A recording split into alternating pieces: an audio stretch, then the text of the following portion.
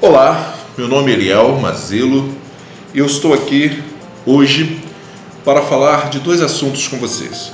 Hoje é dia 1º de setembro de 2023, comemorado o Dia dos Profissionais de Educação Física, e desde já desejo meus sinceros aplausos por nos incentivar a ter uma vida melhor e mais saudável. Mas hoje também, dia 1º de setembro, lá em 1939, foi o início da Segunda Guerra Mundial, quando a Alemanha invadiu a Polônia, e no dia 3 de setembro houve ali uma resposta de Inglaterra e França, mas em um mês a força aliada da Alemanha com a União Soviética varreu a Polônia. Então nós tivemos aquela terrível e longa batalha, de milhares de mortos, iniciado pela Alemanha e pela União Soviética em 1º de setembro de 1939. Juntando esses dois fatos, tanto exercícios, professor de educação física, e também o exercício mental sobre o que aconteceu na Segunda Guerra Mundial, nós então iremos tratar sobre um outro fato que vai acontecer na próxima semana, chamado 7 de setembro.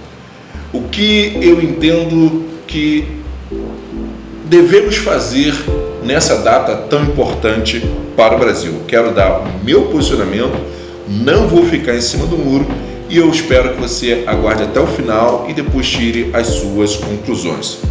Bom, então vamos lá. A junção do nazismo com o socialismo gerou essa catástrofe que foi a Segunda Guerra Mundial. E nós precisamos fazer um exercício mental, só por alguns segundos, tá? Prometo que não vai machucar a tua mente, mesmo que você não tenha o hábito de usar o teu cérebro constantemente. Vai ser rápido, não vai te dar enjoo, não vai te dar tonturas.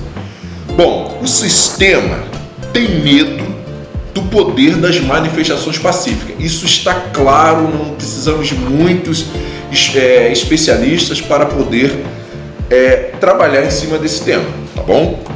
Mas olha aí essa postagem, que eu estou trazendo, que diz o seguinte: o STF confirma a decisão que impôs medidas sobre manifestações antidemocráticas e que essas providências foram determinadas pelo ministro Alexandre de Moraes, atendendo a pedido da AGU, que informou a mobilização de grupos antidemocráticos para manifestação convocada para quarta-feira, 11 de janeiro deste ano 2023.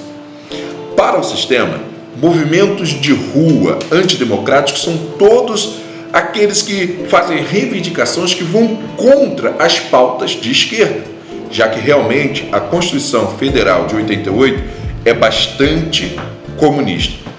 Mas vejam só que, em 2016, o Senado publicou um artigo falando sobre brasileiros confiam nas manifestações de rua para melhorar o país. Diz logo no início do seu artigo o seguinte: o combate à corrupção e apoio ao impeachment da presidente da República foram as principais motivações que levaram os brasileiros às ruas no dia 13 de março. A maioria acredita que as manifestações ajudam a melhorar o país. E bem antes, lá em 2013, um artigo da doutora em Sociologia, pós-doutorado na Universidade de Londres, professora titular da Universidade Federal de Santa Catarina, escreveu sobre as manifestações de rua no Brasil em 2013. Encontros e desencontros na política, diz logo no início do seu artigo. Ela diz: para entender a pluralidade de forças sociais nas manifestações de rua de 2013 no Brasil e suas peculiaridades, é esclarecedor contextualizá-las no processo histórico das manifestações em nosso país. Não é verdade que as grandes manifestações são um fato inédito no Brasil, como apareceu em algumas falas. Temos uma história de manifestações nas quais as juventudes ou os estudantes foram protagonistas relevantes ou principais, comparando com as grandes manifestações anteriores no Brasil, desde meados do século XX, como as mobilizações contra a ditadura, as diretas já, os cara pintadas e o movimento pela ética na política, além das manifestações mais regulares, como o Grito dos Excluídos, as Marchas das Margaridas, os movimentos pela reforma agrária ou dos atingidos por barragens, movimentos negros, indígenas, etc. Há fatos comuns, mas também diferenciações que merecem serem lembradas. Hoje, uma das diferenças está na convocatória pelas redes sociais virtuais, o que trouxe o povo para a rua quase em tempo real, ampliando o número de manifestantes e os locais de protestos. Isso causou uma enorme visibilidade na mídia e o respectivo impacto político, produzindo uma resposta rápida da parte do sistema político, mas também produziu uma diversidade de demandas, muitas vezes conflitantes e antagônicas entre si, sobre as quais voltaremos a tratar. E ela faz um discurso em seu artigo maravilhoso, vou deixar aí na descrição para você poder ler depois.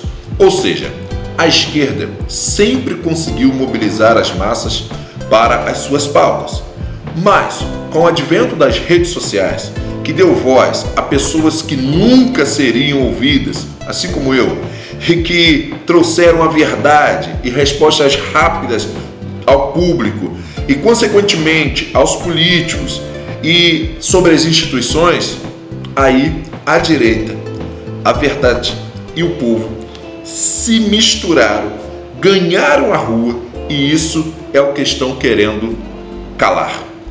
Devido ao tamanho deste vídeo, irei parar por aqui com a minha humilde reflexão. Eu vou listar alguns pontos que é o que eu acredito sobre o 7 de setembro. O sistema sempre quis calar as manifestações orgânicas e pacíficas desde que elas surgiram lá em 2013. O senhor Alexandre de Moraes tem medo das manifestações. O Lula quer desmoralizar de uma vez por todas as Forças Armadas, desconectando ela da legitimidade do povo. Só pode contra ela, a favor não pode. Os políticos profissionais sabem que a voz do povo ainda tem que ser ouvida quando ela é gritada das ruas. O verde e amarelo pertence ao Brasil e verdadeiros patriotas jamais irão deixar que ela seja vilipendiada pelos comunistas. O 7 de setembro é o grito pela liberdade de nosso país frente à morte iminente do comunismo. Pela liberdade, não só por hoje, mas principalmente pela liberdade dos nossos descendentes. Não é porque alguns homens maus comandam as nossas forças armadas hoje que nós iremos abafar o grito do Ipiranga, dado lá atrás. Ou o Brasil ganha a independência conservadora, ou será morto pelo comunismo destruidor. Por esses e outros motivos, que acredito que devemos sim ganhar as ruas de forma pacífica neste 7 de setembro e defender as cores de nossa bandeira, verde e amarelo, antes que o comunismo, que está no poder, transforme o Brasil em uma Argentina, uma Venezuela, banhada do vermelho do sangue dos inocentes. Preste atenção, faça uma reflexão e vamos para a luta.